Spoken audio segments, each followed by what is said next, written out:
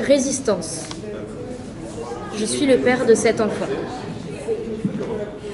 Les parents et les enfants ont développé diverses stratégies pour s'opposer à la scolarisation dans les pensionnats indiens. Dans certains cas, les parents refusent d'y inscrire leurs enfants, d'y renvoyer ceux qui ont pris la fuite ou d'y retourner les élèves à la fin des vacances d'été. Ils font également appel au gouvernement pour lui demander d'augmenter le financement alloué pour les écoles, d'établir des externats dans leur communauté d'origine et d'améliorer la qualité de l'éducation, de la nourriture et des vêtements. En outre, en prenant de telles mesures, ils s'exposent souvent à un risque de représailles judiciaires. Dans presque tous les cas, les têtes dirigeantes du système refusent de reconnaître la validité des critiques formulées par les parents et les élèves. Les responsables des pensionnats et les représentants du gouvernement jugent néfaste et régressive l'influence des parents. Les responsables des pensionnats soupçonnent également les parents d'encourager leurs enfants à désobéir. Une fois que les parents sont considérés comme l'ennemi, leurs critiques, qu'elles soient valables ou non, peuvent être ignorées. Avant 1920, année où la loi sur les Indiens a été modifiée pour permettre au ministère des Affaires indiennes d'obliger les enfants à fréquenter les pensionnats, la forme de résistance la plus efficace qu'opposent les parents consiste simplement à refuser d'inscrire leurs enfants. Cette mesure s'avère si efficace qu'elle contribue à la fermeture d'un certain nombre de pensionnats. Le pensionnat de Battleford, en Saskatchewan, qui peut accueillir 150 élèves, se retrouve avec 35 inscriptions en 1915. Le pensionnat ferme ses portes 2 ans plus tard. Le pensionnat de High River en Alberta peut lui aussi accueillir plus de 100 élèves, mais en 1922, année où l'établissement ferme ses portes, le pensionnat n'a reçu que 40 inscriptions. Le pensionnat de Middle Church au Manitoba n'est pas reconstruit après avoir été rasé par les flammes en 1906, en grande partie en raison de la difficulté de l'établissement à recruter suffisamment d'élèves. Pour des raisons analogues, plusieurs autres pensionnats sont appelés à fermer leurs portes, soit ceux de Saint-Boniface au Manitoba en 1905, de Calgary en Alberta en 1907, de Regina en Saskatchewan en 1910, d'Elkhorn au Manitoba en 1919, de Red Deer en Alberta en 1919. En refusant d'inscrire leurs enfants dans les écoles industrielles des prairies, les parents nuisent aux politiques d'assimilation du gouvernement fédéral, en plus de priver les pensionnats du travail des élèves, ainsi que des recettes tirées des subventions versées par pensionnaires. Par conséquent, les écoles industrielles accumulent des déficits importants, sous-alimentent les enfants qu'elles parviennent à recruter et les surchargent de travail, ce qui amène alors d'autres parents à retirer leurs enfants de ces établissements. Ce choix n'est jamais sans risque pour les parents. Dans bien des cas, les pensionnats indiens sont les seules écoles accessibles. Les parents qui souhaitent que leurs enfants soient scolarisés ont peu d'options à leur disposition, si tant est qu'ils en aient. Parfois, les représentants du gouvernement exercent également des représailles contre les parents qui n'envoient pas leurs enfants à l'école, en refusant dans certains cas de leur accorder leurs rations alimentaires et les paiements qui leur sont dus en vertu des traités. Les parents continuent de garder leurs enfants hors des écoles pendant une bonne partie du XXe siècle. En 1941, seulement 45 élèves sont inscrits au pensionnat de Fort Providence, qui est autorisé à en accueillir 100. Dans au moins un cas, les parents enseignent à leurs enfants à domicile. En 1941, les parents de Muriel de Doreen et de Kathleen Steinhaus-Hauer ne renvoient pas leurs filles au pensionnat indien d'Edmonton, étant donné qu'ils ne sont pas satisfaits des progrès qu'elles font à l'école. Leur mère Isabelle a été enseignante avant de se marier et choisit d'enseigner à ses enfants à domicile. Parfois, les parents sortent leurs enfants des pensionnats, malgré les protestations du directeur de l'établissement. En 1904, un couple tente de retirer leur fille du pensionnat de l'île Cooper. Lorsque le directeur G. Dunkley informe le couple qu'en signant le formulaire d'admission, ils ont donné au gouvernement le droit de décider à quel moment leur fille pourrait quitter les lieux, le père déclare « Je suis le père de cet enfant et je me fous de ce que le gouvernement et vous avez à dire à ce sujet. » Après avoir été avisé qu'il pourrait être poursuivi en justice, le père quitte malgré tout les lieux avec sa fille. En 1913, lorsqu'une mère retire sa fille du pensionnat de Fort Resolution, la gendarmerie est appelée sur les lieux et la mère est forcée d'abandonner sa fille au pensionnat. À la suite du décès d'un élève en 1922, des parents de la localité retirent leurs enfants du pensionnat indien de Kitamat en Colombie-Britannique. Ils acceptent d'y renvoyer leurs enfants à la seule condition que la directrice de l'établissement signe devant nous un document selon lequel elle verra à ce que les enfants aient toute la nourriture qu'ils veulent, à ce qu'ils reçoivent suffisamment de vêtements et à ce qu'on prenne bien soin d'eux. En mars 1948, le directeur du pensionnat catholique romain de Carlston en Alberta frappe le père d'un élève qui tente de retirer son fils du pensionnat. Au moment de débattre de la question avec le ministère des Affaires indiennes, le Conseil des Indiens des gens du sang insiste pour qu'il soit indiqué dans le dossier que ce n'est pas la première fois que le père Charon frappe un Indien. Il n'est pas rare que les parents d'une collectivité ou d'une région tout entière refusent de renvoyer leurs enfants au pensionnat. À l'automne 1926, par exemple, les parents des différentes collectivités de la région d'Interlake au Manitoba annoncent qu'ils ne renvoient pas leurs enfants au pensionnat d'Elkhorn. D'après les parents, les enfants ne sont pas bien nourris, les garçons plus âgés forcent les plus jeunes à voler et tous les enfants sont pauvrement vêtus. En octobre 1927, 75 enfants d'âge scolaire de la réserve des gens du sang en Alberta ne retournent pas au pensionnat ou n'y ont pas été inscrits. Pour arriver à remplir les écoles catholiques et anglicanes de la réserve, les services de police doivent envoyer une lettre et un agent des Indiens doit effectuer une visite de suivi.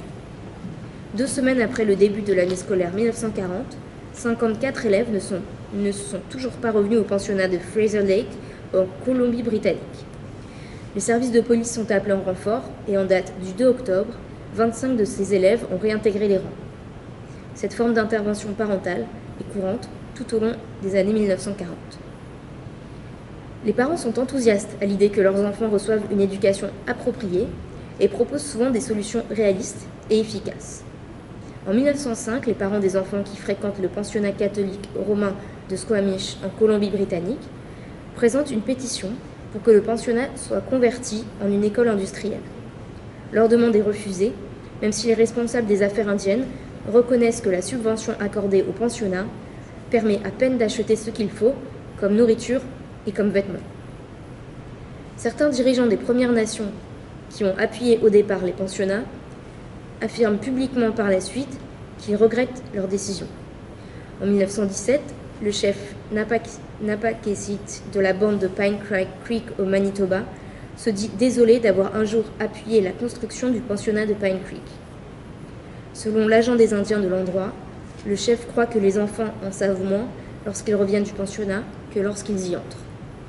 D'après le chef, ils ont besoin d'un externat. Les demandes pour des externats font en fait partie des demandes courantes des parents. En 1949, des parents demandent la mise sur pied d'un externat dans la réserve de Cowessis et voient finalement leur demande approuvée. Il arrive également que des parents demandent le renvoi d'un directeur. En 1917, des parents font pression pour qu'on accède à leur demande de démission du directeur du pensionnat de Shoal Lake en refusant d'y retourner leurs enfants. Dans ce cas particulier, le directeur a donné sa démission.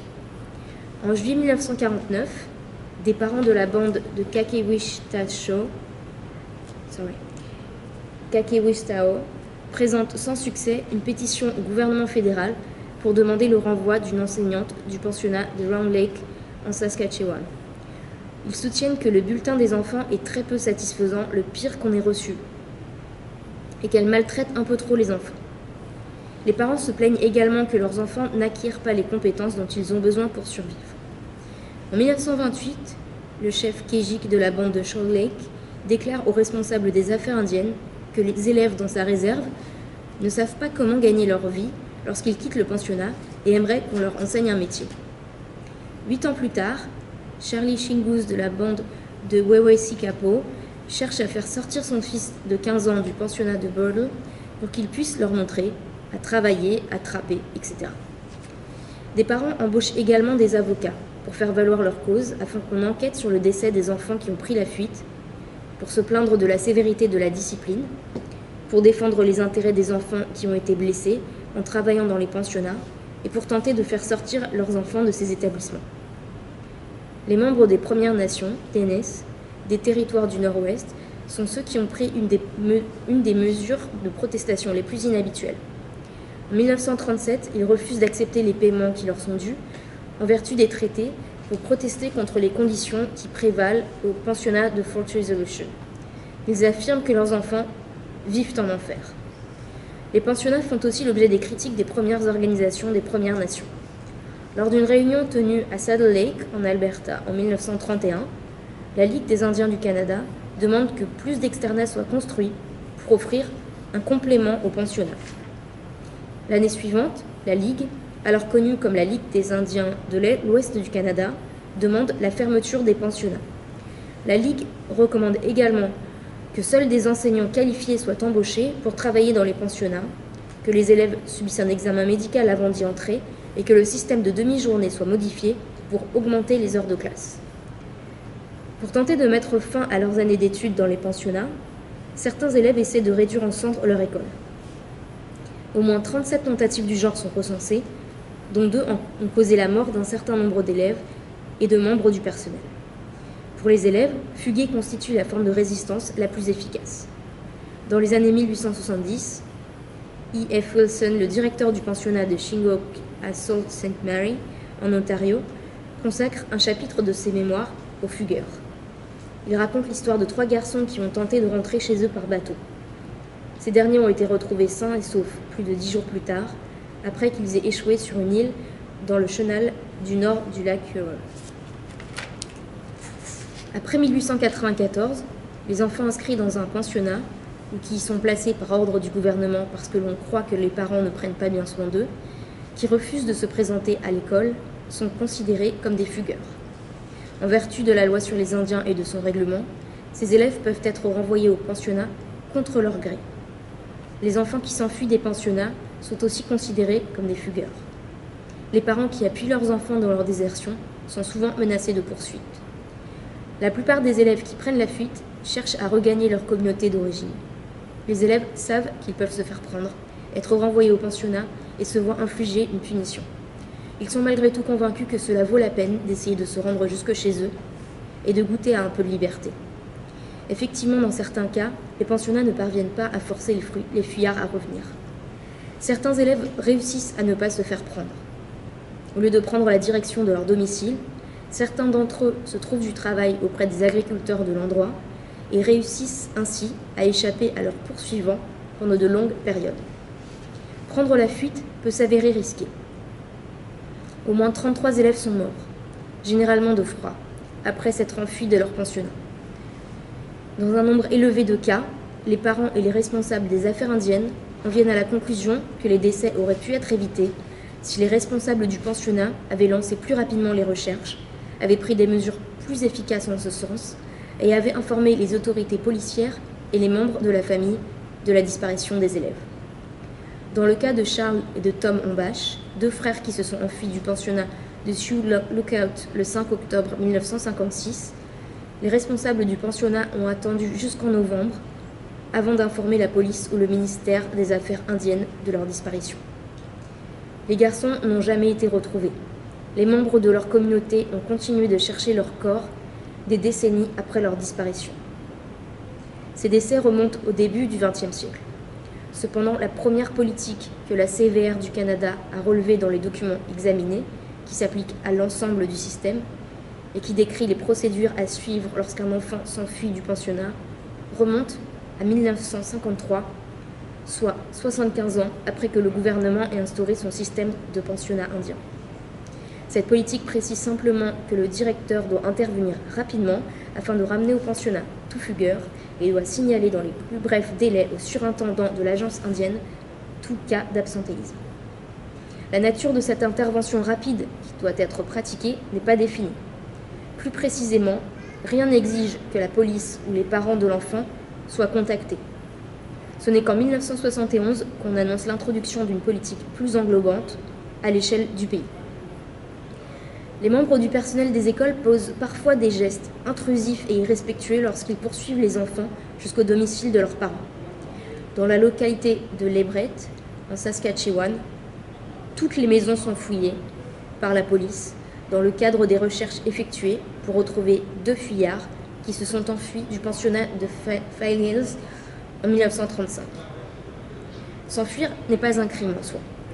Toutefois, la plupart des élèves portent des vêtements qui leur ont été donnés par l'école lorsqu'ils s'enfuient. Et dans certains cas, les directeurs cherchent et même réussissent à intenter contre eux des poursuites pour avoir volé les vêtements qu'ils portaient. Les élèves qui se sont enfuis à plusieurs reprises peuvent même être accusés en vertu de la loi sur les jeunes délinquants. Dans de tels cas, ils peuvent se voir condamnés à vivre dans une maison de correction jusqu'à ce qu'ils atteignent l'âge de 21 ans. Suivant les modifications apportées à l'acte relatif aux sauvages en 1894, les parents qui ne renvoient pas à l'école les élèves qui fuguent s'exposent à des poursuites. On fait souvent appel à la gendarmerie pour forcer les parents à envoyer leurs enfants à l'école. Une inscription au journal du pensionnat de Blue Quills en Alberta, datée du 1er mai 1932, se lit comme suit. Les sauvages ayant reçu l'injonction d'amener leurs enfants à l'école, sinon la police s'en occupera. Quelques parents obéissent à l'ordre aujourd'hui, mais il y en a encore qui font la sourde oreille. En 1937, un père qui refuse de renvoyer son fils au pensionnat de Sandy Bay au Manitoba se voit condamné à 10 jours de prison. Pour empêcher le garçon de prendre de nouveau la fuite, on l'envoie dans un pensionnat de la Saskatchewan. Les parents sont souvent outrés de devoir retourner les fuyards à l'école. On précise que le père de Wallace Hawaii était très indigné à la perspective de retourner son fils au pensionnat de Brandon en 1936. Le garçon est âgé de plus de 16 ans et doit aider à la maison. Dans ce cas-ci, les arguments avancés par le père sont jugés suffisamment convaincants et le garçon est autorisé à quitter l'école. Kenneth Thompson, un autre fuyard de la même école, déclare ce qui suit à la police. Je suis un Indien des traités de la réserve indienne Assiniboine. J'ai 17 ans. Je tiens à dire que je me suis enfui de l'école parce que je dois travailler trop dur et qu'en fait, je n'étudie pas du tout. Je travaille toujours autour de l'école. Je crois que si je dois travailler, je peux aussi bien travailler à la maison pour mon père. Malgré ces arguments, on le renvoie au pensionnat. Les agents des Indiens emploient souvent le terme « épidémie » en référence au problème d'absentéisme constant observé dans certaines écoles. Les agents sont d'avis que cette épidémie révèle l'existence de problèmes sous-jacents dans ces établissements. En 1928, l'agent des Indiens Jay Waddy écrit qu'au pensionnat anglican de Le Paz, il ne passe pratiquement pas un jour sans qu'un ou plusieurs élèves quittent les lieux de leur propre chef. En 1935, 10 élèves s'enfuient du pensionnat de Birdle au Manitoba. Vers la fin des années 1930, le pensionnat de Shubenacadie en Nouvelle-Écosse connaît continuellement des problèmes d'absentéisme. Il n'est pas rare que certains élèves tentent à plusieurs reprises de quitter l'école. Le matin du 7 juillet 1937, Andrew Julian décide de ne pas se joindre aux autres garçons chargés de traire le cheptel laitier de l'école. Il décide plutôt de prendre la direction de Truro, où l'on dit l'avoir vu dans le dépôt de rails. Il n'a pas été retrouvé avant la fin du mois. À ce moment-là, il avait atteint Nyanza, sur l'île du Cap-Breton, ce qui représente une distance de 418,4 km, 260 miles, par rapport au pensionnat. L'année suivante, Stephen Labobie, graphie Labob également donné, réussit à rentrer chez lui, à l'île du Prince-Édouard. Le directeur décide de ne pas exiger le retour du garçon. D'autres fuyards n'ont pas cette chance. Un garçon qui a pris la fuite à 5 reprises est finalement placé dans une maison de correction privée. De nombreux élèves affirment s'être enfuis pour échapper à la discipline de l'école. Ken Laquette a fréquenté les pensionnats de Brandon et de Portage-la-Prairie au Manitoba. Ils avaient l'habitude de baisser nos pantalons et de nous battre tout le temps, à coups de courroie. Ils nous battaient devant tout le monde. Ensuite, ça a commencé, et après un certain temps, quand j'ai été assez grand, j'ai commencé à ficher le camp de là en m'enfuyant. D'autres cherchent à échapper à une réalité beaucoup plus sombre que les châtiments corporels. Après avoir été victime de sévices sexuels à répétition, Anthony Wilson s'enfuit du pensionnat d'Alberni. Dans les années 1940, Arthur McKay fugue régulièrement du pensionnat de Sandy Bay. La première fois, je ne savais même pas sur le coup où était ma maison. Mais ces gars-là étaient là. Mes amis vivaient dans une réserve tout près qu'ils appelaient Ebb and Flow. C'est là qu'ils allaient, alors je les ai suivis. À l'âge de 11 ans, Ivan George s'enfuit du pensionnat de mission en Colombie-Britannique avec un groupe de ses amis. À leur retour, les garçons sont battus à coups de courroie. Malgré cela, Ivan George prend 2 autres fois la fuite au cours de la même année scolaire. Muriel Morisseau s'enfuit du pensionnat de Fort Alexander presque chaque année de son internat. L'expérience est souvent terrifiante. Je me rappelle m'être de nouveau enfuie et avoir tenté de traverser la rivière qui a commencé à geler. Nous avons tous eu peur et nous avons dû revenir la queue entre les jambes. Isaac Daniels s'enfuit du pensionnat de Prince Albert en Saskatchewan avec 2 garçons plus âgés. Sur le chemin qu'ils choisissent pour s'enfuir, ils se retrouvent devant un pont de chemin de fer. À mi-chemin de la traversée du pont, Daniels a soudain trop peur pour continuer et fait demi-tour. Dora Nekan s'enfuit du pensionnat de Fort Frances avec une amie. Elles se rendent aux États-Unis et y restent pendant 3 jours avant de revenir au pensionnat. À la suite d'une confrontation avec un membre du personnel enseignant, Nelly Cournoyer s'enfuit d'un foyer anglican des territoires du Nord-Ouest et trouve refuge sur son passage auprès de familles autochtones. Lorsque Lawrence Wakan s'enfuit du pensionnat de Fort Chipewyan en 1965, il n'y a pas de route ni personne sur son chemin pour l'aider. J'ai marché de Fort Chipewyan dans le nord de l'Alberta jusqu'à Fort Smith, soit 130 miles. Ça m'a pris environ 5 jours. Je n'avais que 16 ans environ. J'ai réussi à survivre en mangeant des baies et en buvant de l'eau. Lorsque Beverly Ann Machel et ses amis s'enfuient du pensionnat de Layton en Colombie-Britannique, elles doivent composer avec le fait que le pensionnat est situé dans une région montagneuse et isolée. Il était situé au milieu de cette grosse colline et de là, on pouvait voir la ville. On a descendu la moitié de la colline et on se sentait tous un peu comme excités, vous savez, puisqu'on était sortis de là et qu'on se préparait à aller faire quelque chose d'amusant. Et ensuite, on a descendu la moitié de la colline et alors, on a réalisé qu'on n'avait pas d'argent et qu'on n'avait nulle part où aller. Il n'y avait aucun endroit où aller. On n'avait aucun endroit sûr où nous réfugier. En 1955, les filles du pensionnat de Sioux Lookout se rebellent lorsqu'on les envoie toutes au lit plus tôt, après qu'on ait surpris un certain nombre d'entre elles à voler. Elles se barricadent dans leur dortoir et refusent de laisser entrer tout membre du personnel. Une rébellion semblable est observée à Edmonton dans les années 1960, où les élèves empêchent les membres du personnel d'entrer dans le dortoir la nuit pour protester contre les mauvais traitements infligés aux élèves. Collectivement et séparément, les parents et les élèves résistent aux attaques menées par les pensionnats contre les familles et les collectivités autochtones. À l'occasion, ceux-ci remportent de petites victoires. Un enfant est autorisé à quitter l'école. Un externat est construit. Cependant, tant et aussi longtemps que les autochtones sont exclus des postes influents qui leur permettraient d'exercer un contrôle sur l'éducation de leurs enfants, les causes profondes du conflit demeurent bien réelles.